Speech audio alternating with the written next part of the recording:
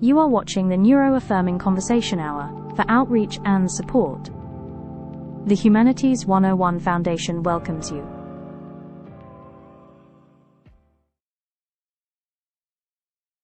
Hello, friends, and welcome back to NACHOS, the Neuro-Affirming Conversation Hour for outreach and support. I am so glad that you're here. So whether you're listening, whether you're driving, resting, working, walking, cleaning, scrolling, or simply trying to make it through the day, I hope this can be a soft space to land for a little while. Around here, we try to make room for real life, as messy as that is, the complicated parts, the joyful parts, the tired parts, and the parts we're still learning how to name. And today I want to begin with a quote often attributed to Kierkegaard. That's Søren Kierkegaard. Kierkegaard said, "There are two ways to be fooled. One is to believe what isn't true, and the other is to refuse to believe what is true." And that line's been staying with me because it's not just about being tricked by other people. It's also about the stories we inherit, the stories we're handed, and the stories we sometimes cling to because they once helped us survive. Sometimes we believe what is not true because we were taught it was true. We were told we were too much, we were too sensitive, too dramatic, too needy, too different. We were told that rest had to be earned, asking for help was weakness, and that success meant pushing through even when our bodies and our minds were begging for us to stop. And after a while, those messages can start to feel like facts. Kierkegaard gives us the second way of being fooled too, refusing to believe what is true. And that can be a pill that is harder to sit with, because sometimes the truth is inconvenient. Sometimes the truth asks us to admit that something is not working. A system, a relationship, a workplace, a classroom, a routine, a version of ourselves we outgrew a long time ago. And refusing that truth doesn't always look like denial in the same dramatic way. Sometimes it looks like staying busy. Sometimes it looks like making excuses for people who keep harming us. Sometimes it looks like calling ourselves lazy when we are actually burned out. Sometimes it looks like saying, "I'm fine," because we don't have the energy to explain how not fine we really are. But here, in this space, we're not here to beat ourselves up for any of that. We're here to notice gently, honestly, with compassion, because maybe part of becoming more whole is learning to ask, is this actually true, or is it just familiar? Is this belief helping me live, or is it keeping me small? Am I ignoring something because it's false, or because it's true and I'm not ready to face what it really means? And that's the rumination I want to begin with today, not as a lecture, not as a scolding, but as an invitation. What we've been taught to believe, what have we been taught to believe that was never truly true? And what truth might be waiting for us if we open ourselves up to it? What truth is waiting for us, not to punish us, but to set us down more gently in our own lives? And in many ways, that's exactly what we're doing in our final project. We're not asking, can you repeat information back? Can you pass a test? We're asking something deeper. Can you look at the world as it is, question what we've been told is normal, and imagine what might be if we were to make it more true, more humane, and more accessible? Because every final project begins with a belief. Maybe that belief is that a classroom has to look a certain way. Maybe it's that a workplace has to function around speed, noise, and constant availability. Maybe it's public spaces that are already designed for everyone, and if someone struggles, that struggle belongs only to them. Maybe it's the old belief that accommodation is extra or special treatment or something added on after the real design is finished. But this course has been asking us to pause and test all of those beliefs. What if the problem is not the person? What if it's a barrier in the design?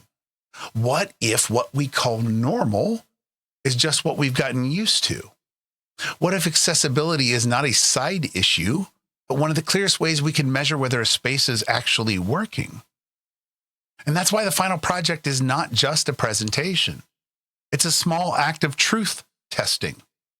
We're taking one piece of the world, a classroom, a workplace, a home, a website, a store, a routine, a public space, a community practice, and we are asking, who is this built for? Who is being left out? What belief is hidden inside this design, and what could change if we told the truth about that? And that truth doesn't have to be dramatic to matter. It doesn't have to be loud. It doesn't have to be mean. Sometimes the truth is simple. This space is too loud. This instruction is unclear. This process assumes that everyone communicates the same way. This schedule leaves no room for our human bodies and their functions. This design works for some people, but not for all.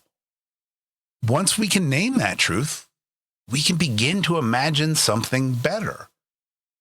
So as you work on your final project, I don't want you to think of it as proving that you've watched the videos or read the material. I want you to think of it as practicing the kind of attention the world needs more of, the kind of attention that notices barriers, the kind of imagination that asks what could be different, the kind of humanity that refuses to accept exclusion just because it's familiar. That's the work. We're testing what we have been told is true, and we're making room for what might actually be true. That more people could belong when we design with more people in mind. And I want to remind you something important here. You only have to present for this final, all right? And that doesn't mean that there's only one way to present, but everyone, you're not doing a paper, you're not giving me presentation slides, you are presenting. The whole point is that there should be many ways to show understanding. You can give a ad hoc, kind of off the cuff presentation. You can read a paper out loud. You can create a slideshow and work through it verbally, right? You can make a short video with yourself presenting. You can walk us through the object, the story, the proposal, or the idea. What matters is that not everyone's final looks the same because we don't all look the same. What matters is that your final helps us understand the accessibility issue you noticed, the truth you're testing, and the change you're imagining. And that connects us directly to how we assess this stuff, or at least how I assess this stuff. Because I'm not looking for perfection. I am looking more holistically at really three things. First thing, understanding. Does your project show that you understand the ideas we've been discussing? Universal design, things of that nature.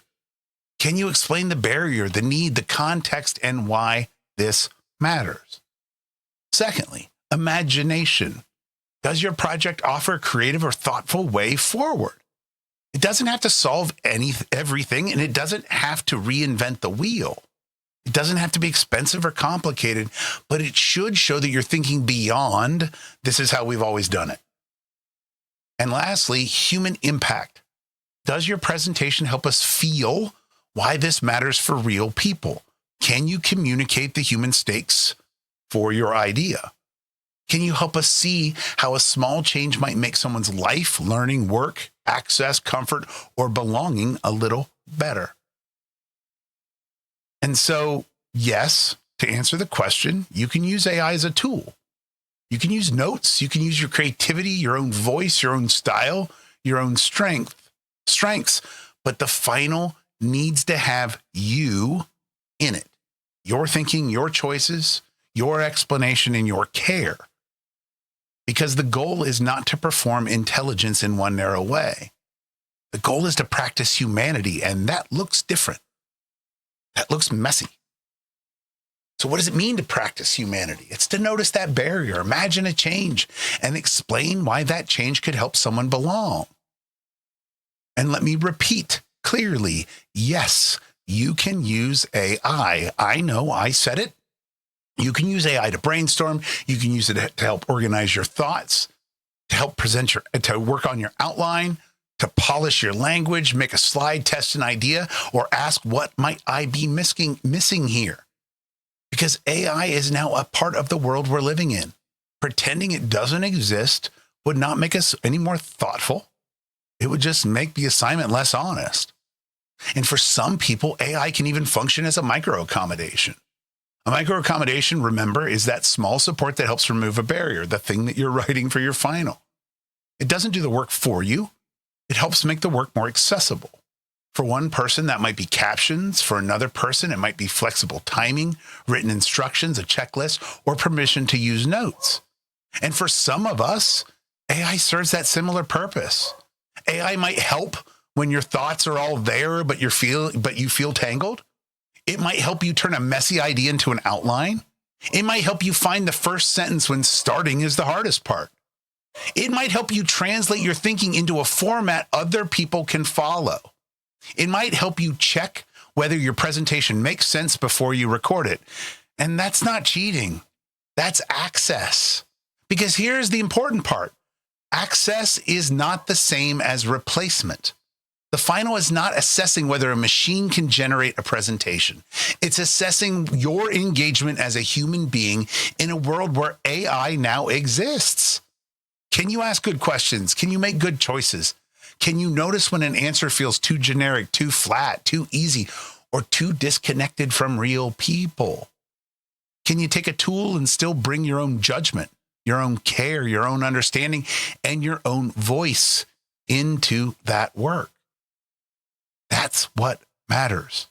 So yes, if AI helps you, use it as a support, use it as a scaffold, use it as a micro-accommodation, but do not let it replace your thinking. Let it help you access your thinking. Then ask yourself, do I understand this? Do I believe this? Can I explain why this matters?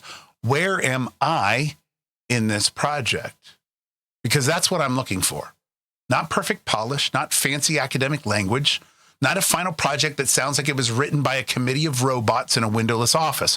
I'm looking for evidence that you've engaged with the course, with the ideas, with the problem, and with the people affected by that problem. And ultimately with the possibility that the world could be a different and better place than it is right now.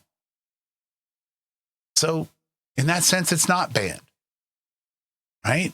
As it may be rightfully in other classes. I think AI is part of the context of the final. The real question is not, did you use AI? The real question is, how did you use your humanity while using the tools available to you? And that brings us to this week's participation question. As you think about your final project, I want you to answer this. What is one belief, assumption, or quote unquote normal way of doing things that your final project is questioning? So what is one belief, assumption, or quote unquote normal way of doing things that your final project is questioning?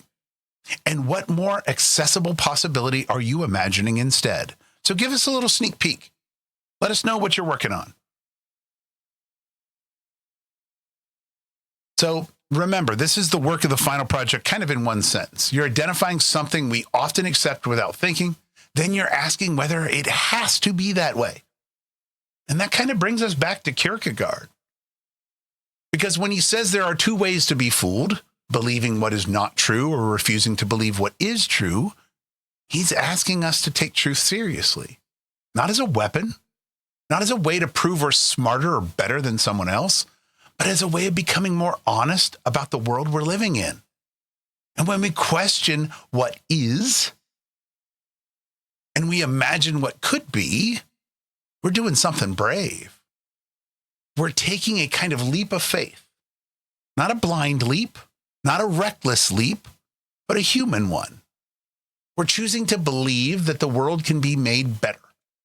We're choosing to believe that people are worth designing for. We're choosing to believe that access matters, that care matters, that belonging matters, and that small changes can open doors that have been closed for far too long. And underneath all of that is a deeper faith, a faith that humanity is still worth investing in. And that can be hard to believe sometimes. I know it. You know it. We see cruelty. We see exclusion. We see systems that keep repeating harm and then calling that harm normal. We see people dismissed because their needs are inconvenient, misunderstood, or unfamiliar. But the final project asks us not to stop there.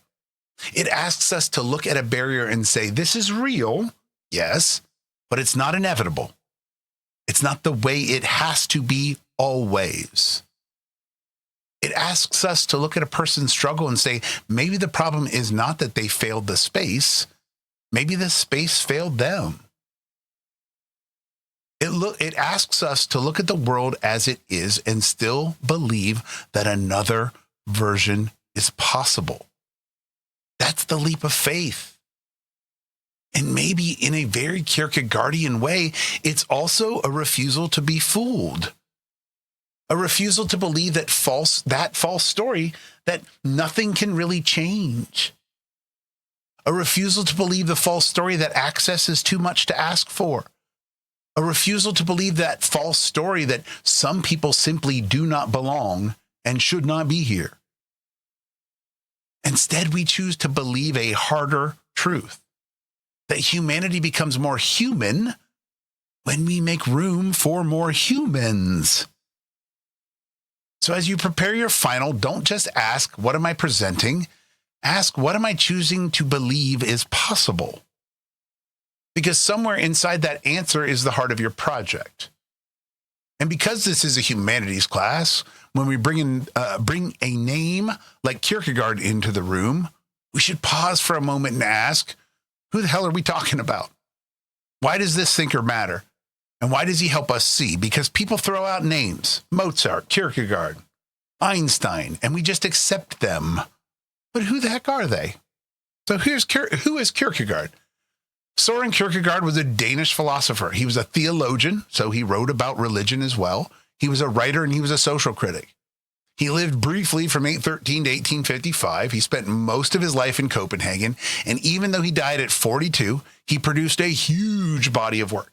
And it crossed lots of different disciplines, philosophy, theology, psychology, literature, social criticism, religious reflection.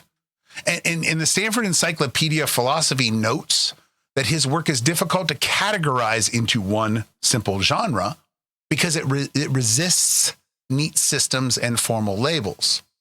Very Kierkegaardian thing.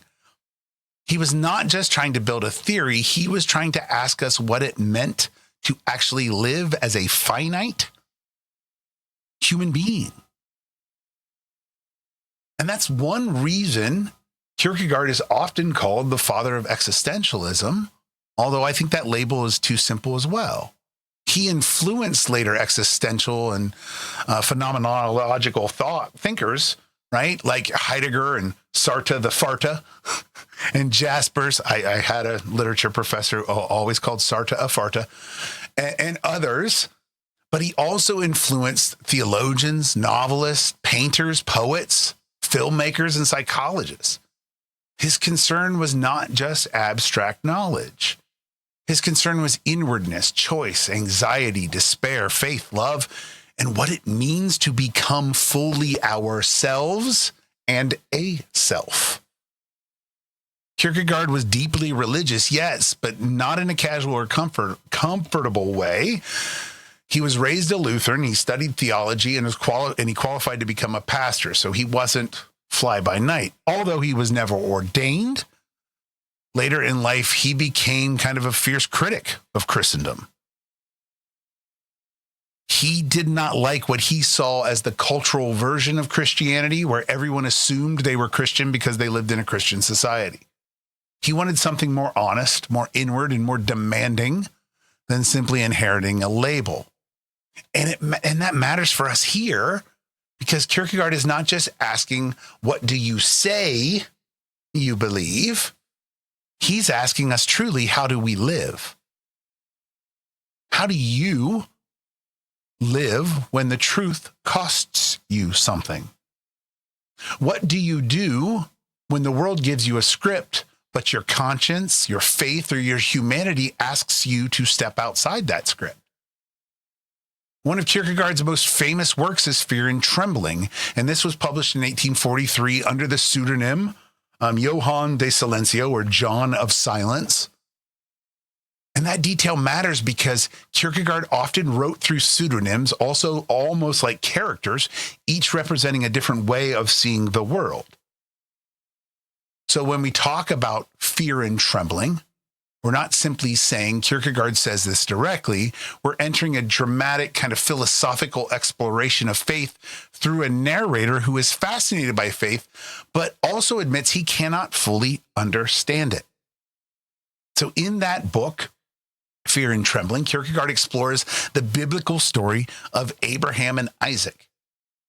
Abraham is asked to sacrifice Isaac, the child he loves, and the child with whom God's promise is supposed to continue. And at the last moment, Isaac is spared. Kierkegaard's narrator uses that story not because it is easy, but because it is disturbing. It raises the question, what is faith if it cannot be fully explained from the outside? What does it mean to have faith that is not fully explained from the outside? What does it mean to trust when reason, ethics, emotion, and social expectation all seem to collide, or worse yet, be thrown out the window? And for Kierkegaard and for us, that brings us to the night of faith. And for Søren, and I guess for us, the knight of faith is not someone who simply believes nice things. The knight of faith is someone who has passed through loss, uncertainty, and surrender, but somehow still returns to the world with hope. And Kierkegaard contrasts that with the night of infinite resignation. And the night of infinite resignation can give something up. They can let go. They can accept loss with dignity. That's powerful, but it's not yet faith. Faith for Kierkegaard involves a second movement, somehow receiving the world back again. Loving finite life again, trusting that meaning is still possible even after surrender. And that's where the famous idea of the leap of faith comes in. A leap of faith is not just believing random things without evidence. It's not anti-thinking. It's not refusing intelligence. Kierkegaard is much more complicated than that. The leap is about the moment when a person must choose, when they cannot hide forever behind systems or formulas, public approval, or perfect certainty. At some point, to live is to commit. To love is to commit. To care is to commit. To build a better world is to commit. And for our purpose, that's where Kierkegaard becomes really interesting. Because when you question what is and imagine what could be, you're making a leap of faith. You're saying, I cannot prove in advance that everything will work out or will care. I can't prove in advance that this will change and fix everything. I can't prove in advance that the world will become a more humane or accessible place just because I name one barrier. But I'm still going to act as if human beings are worth it and do it anyway. That's the leap of faith in humanity. It's the belief that people are not problems to be managed, but lives to be honored. It's the belief that access is not extra. It's the belief that if we tell the truth about barriers, then maybe we can build something better on the other side of that truth. And now that we have that background, we can even go a step further. Because Kierkegaard not only gives us that night of faith, but he also gives us the strange and powerful relationship between faith and the absurd. The idea that faith sometimes asks us to hope beyond what appears reasonable from the outside. And that's where we're going next, into that night of faith, the absurd, and what it means to keep believing in possibility when the world tells us possibility is foolish. So remember, the knight of faith isn't a superhero. He's not someone who floats, or he or she is not someone who floats above ordinary life untouched by fear or doubt, grief or uncertainty. In fact, what makes the Night of Faith so powerful is that basically the Night of Faith is ordinary life. The Night of Faith is ordinary. They still live in the world. They still eat dinner. They walk down the street. They talk to neighbors. They pay attention to life. But inwardly, for the Night of Faith, something profound has happened. Kierkegaard is interested in the difference between giving something up and believing it still can be received again. The first moment is what he calls the infinite resignation, right? When a person lets go of something deeply loved. They accept the loss, the surrender, right? They surrender the expectation that, good guys will win. Bad guys get punished, something like that. They say, I may never get this back. And I have to live with that. It's time to grow up. And that's already a hard thing. And it's also a noble thing. But the Night of Faith makes a second movement after surrendering, after facing the impossible, after admitting that from a human point of view, there may be no clear way forward. The Night of Faith still believes. Not because facts are easy, not because the world has a guaranteed happy ending, but because faith for Kierkegaard means standing in relationship to possibility, even when possibility looks absurd from the outside. And that word matters. Absurd. Absurd. For Kierkegaard and for us, the absurd does not simply mean silly or ridiculous. It means something that cannot neatly be explained by ordinary logic, public approval, social expectation, or practical calculation. And we have so much in the world that is absurd. It's the place where reason reaches its edge and a person still has to choose how to live. Now, the Stanford Encyclopedia notes that Kierkegaard's work is deeply concerned with what it means to exist, right? That finite human being. Not from the detached system building perspective, but from within our own lived experience, right? With all of its inwardness, all of our anxiety, our faith, our choices. So the Night of Faith is not someone who avoids reality. The Night of Faith sees reality clearly, maybe more clearly than most. They see the loss, they see the barrier, they see the impossibility, they see how the world works, and then somehow they still refuse to let impossibility have the final word. And that's where this becomes more than an old philosophical idea or an echo of a Doctor Who episode.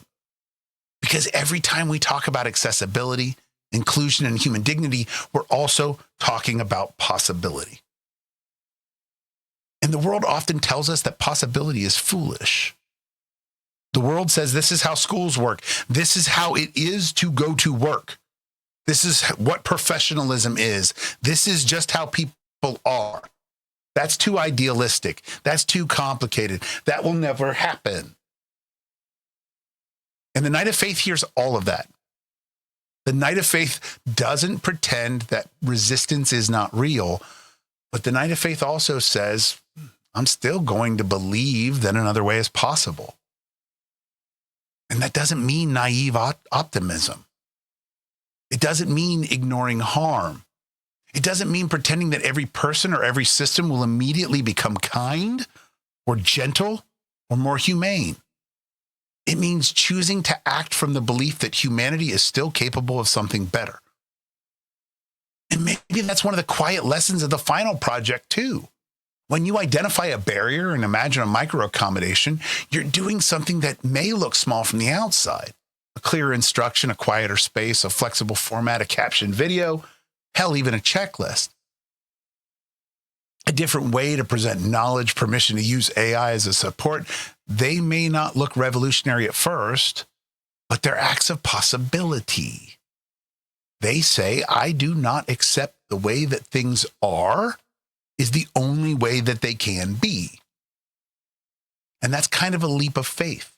Not that blind faith, not foolish faith, but faith rooted in human care. Faith rooted in love. Faith that says, even if the world calls access unrealistic, even if the world has normalized exclusion and harm, even if the world keeps confusing difficulty with inevitability, we can still choose to build something different. So when the world tells us that possibility is foolish, Kierkegaard helps us ask a better question. What if refusing possibility is actually the foolish thing? What if the real absurdity is not believing that people can belong? What if the real absurdity is building classrooms, workplaces, churches, cities, websites, systems, and communities for only one narrow version of the human experience? And then acting surprised when so many people can't fit within that narrow experience. The Knight of Faith keeps believing, not because the world makes belief easy, but because without that belief, we surrender the future to what already exists. And here on Nachos, we're not interested in surrendering the future. We're interested in asking what could be made more human, more accessible, more honest, and more joyful. And then taking one small, right, faithful step in that direction. And that brings us to where we are in the course. Next week, in a very practical sense, the class will be finishing up. Final projects will be due. You're going to present your ideas, and you're going to bring this part of our shared work to a close. But I hope the conversation doesn't end here. Because if Kierkegaard gives us anything useful here, maybe it's this reminder that life itself is a little bit of an absurd quest. We keep moving forward without perfect certainty.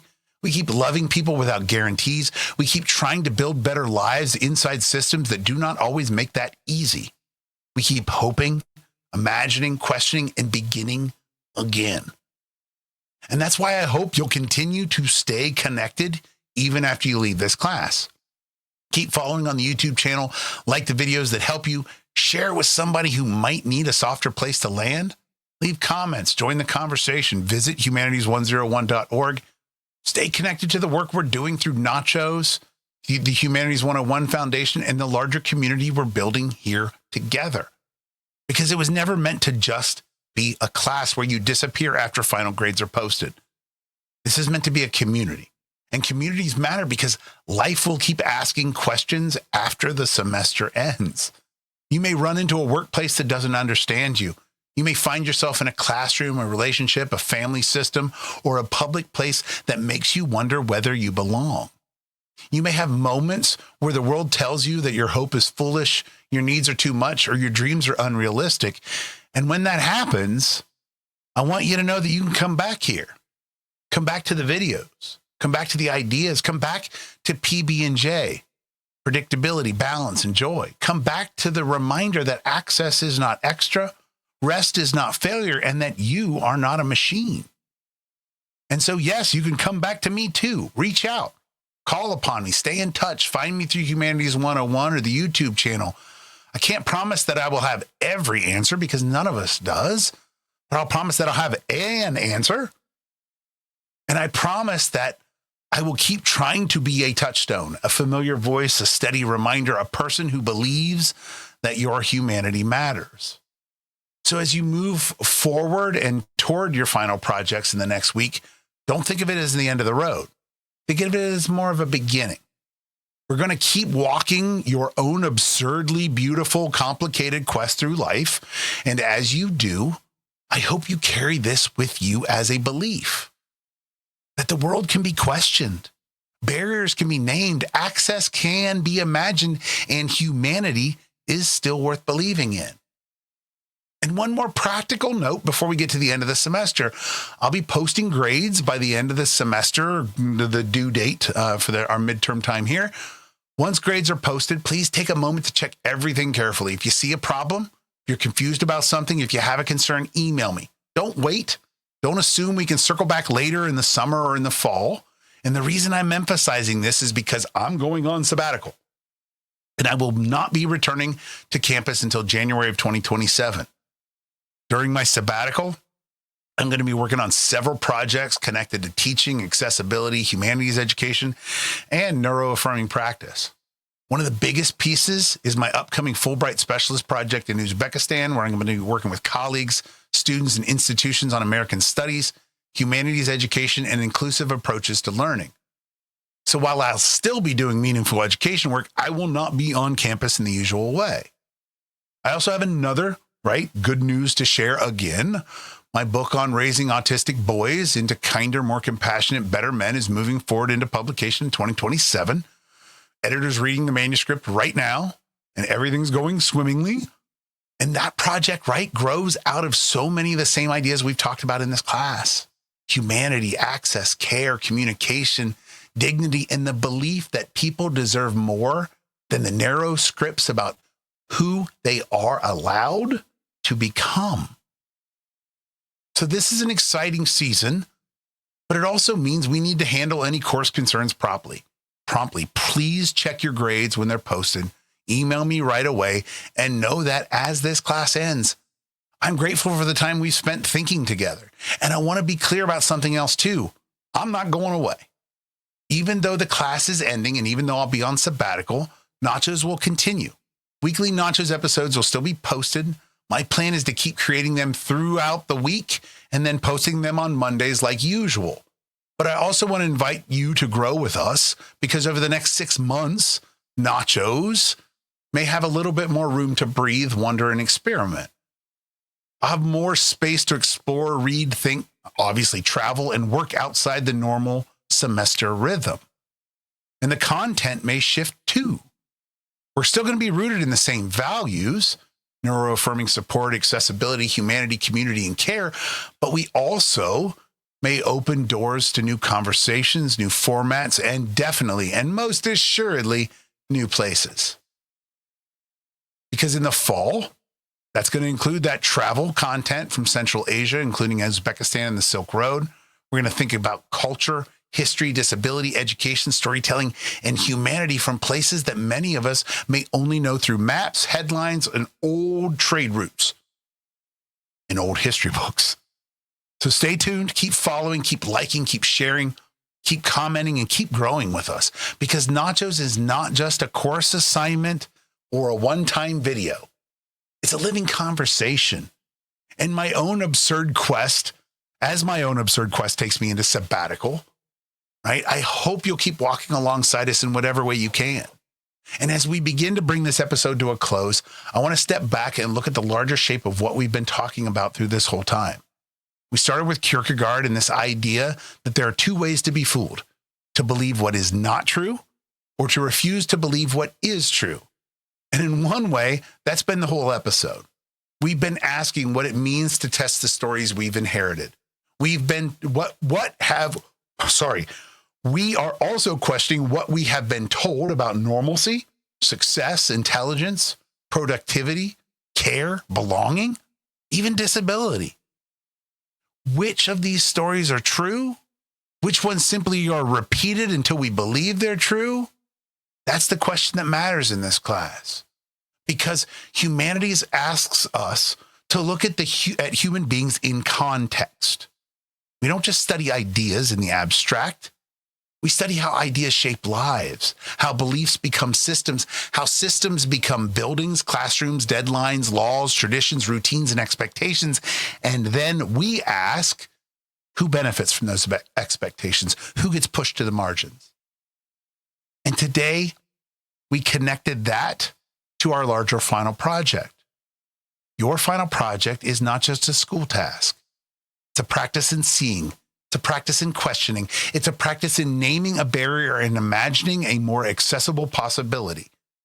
And that matters so much because so much of the world teaches us to accept barriers as normal, hurdles as a given. That's just how it is, they tell us. That's just how it's always been done. It is what it is. That's not our problem. People just need to try harder. But if we've learned anything together, I hope it's this. Sometimes the problem is not the person. Sometimes the problem is the design. And that insight doesn't only apply to disability. It applies to how we live our lives together as individuals, as communities, and as a nation. We're living in a moment where many people feel exhausted, suspicious, overwhelmed, and disconnected. Many are struggling with money, health, loneliness, burnout, fear, grief, information overload, and a constant pressure to perform stability even when life feels unstable. And at the community level, we're also facing a crisis of trust. We often don't know how to listen to one another without immediately turning each other into enemies. We confuse disagreement with danger. We confuse complexity with weakness. We confuse care with softness and softness with failure. And when that happens, it becomes easier to retreat into false stories than it is to face difficult truths together. And as a nation, we're still wrestling with the same basic questions. Who gets to belong? And that question shows up everywhere. In schools, workplaces, in healthcare and public spaces, in access and poverty, in race, in gender and immigration, in rural communities, in urban communities, in the stories we tell ourselves about who deserves help and who is supposedly asking for too much. And that's why this episode matters beyond the final project or any class. Because accessibility is not just about ramps, captions, or accommodations.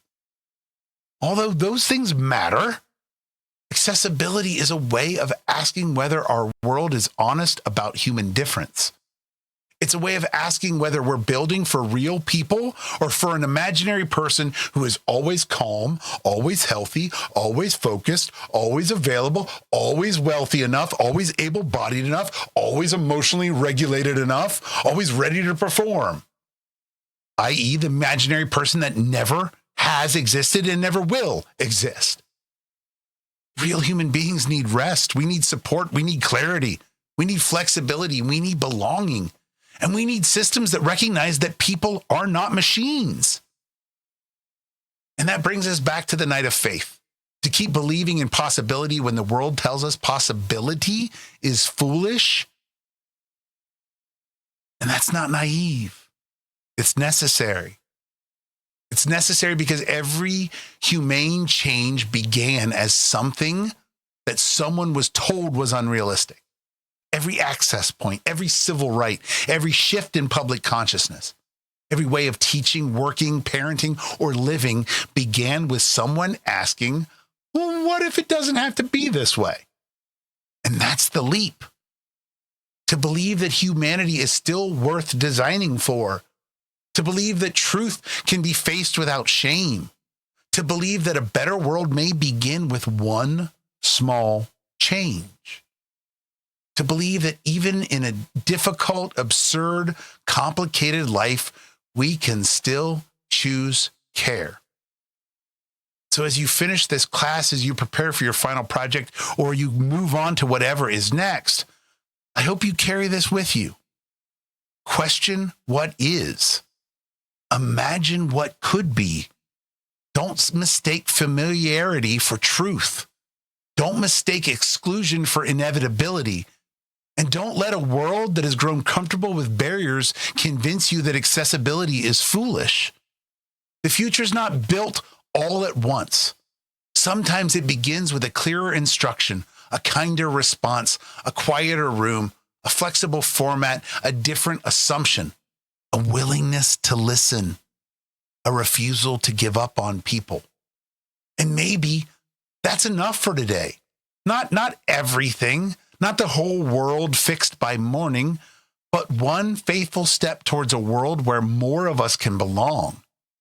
So before we go, let's take a moment to bring this back into ourselves, because Kierkegaard does not just ask us to think about better.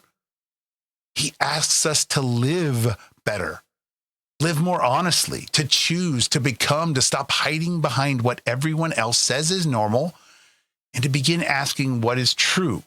What is meaningful, and what kind of person we are becoming in the middle of all of it. So here we are at this week's affirmations. Say them if they help, borrow them if you need them, let them sit quietly with you if that's all you have energy for today. I will not mistake familiarity with truth. I will question the stories I've inherited, especially the ones that made me feel smaller than I am. I will remember that discomfort does not always mean danger. Sometimes discomfort means I'm meeting a truth I was not ready to face before. I will not shame myself for needing support. Access is not weakness. Accommodation is not failure. I will use the tools available to me, including AI if it helps, without surrendering my humanity, my judgment, and my voice. I will look for barriers with compassion, not blame.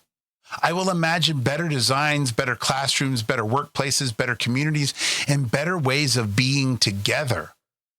I will practice the leap of faith, not by pretending everything is easy, but by believing possibility still matters when the world tells me it is foolish. I will remember that hope is not always loud. Sometimes hope is one small, faithful step in the direction of care. I will believe that humanity is still worth investing in. I will keep becoming myself even when the path is uncertain. I will not let the absurdity of the world steal my responsibility to love, to notice, to question, and to build. I will move forward with curiosity. I will move forward with courage. I will move forward with enough faith to believe that another way is possible. And maybe that is what Kierkegaard is still whispering to us after all this time. That life is not something we solve from a distance. It's something we choose from within. We become ourselves by how we live, how we love, what we question, and what we dare to believe is still possible. And that's where I want to leave us today. Not with everything solved, not with every question answered, but with a little more courage to ask better questions, a little more compassion for ourselves and for each other, and a little more faith that another way is still possible. So as you move through this week, be gentle with yourself. Notice what is true. Question what is merely familiar. Look for one small place where the world could be softer, clearer, kinder, or more accessible. And remember, you are not a machine. Rest is revolutionary. Your needs are not failure. Access is not extra. You are already enough. Thank you for being here with me. Thank you for thinking with me, growing with me, and being a part of this strange, beautiful, absurd quest we're on together.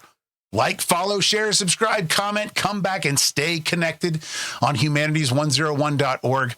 I'm so glad you were here. I'll see you next week. And as always, may you find a little more predictability to steady you, a little more balance to sustain you, and a little more joy to remind you that you're still fully human. Until then, be kind to yourself, be kind to each other, and keep believing that humanity is worth the leap. Thank you for joining us. See you next week. The views and opinions expressed in this video are solely those of the creator and do not reflect the views of any institution, employer, or affiliated organization.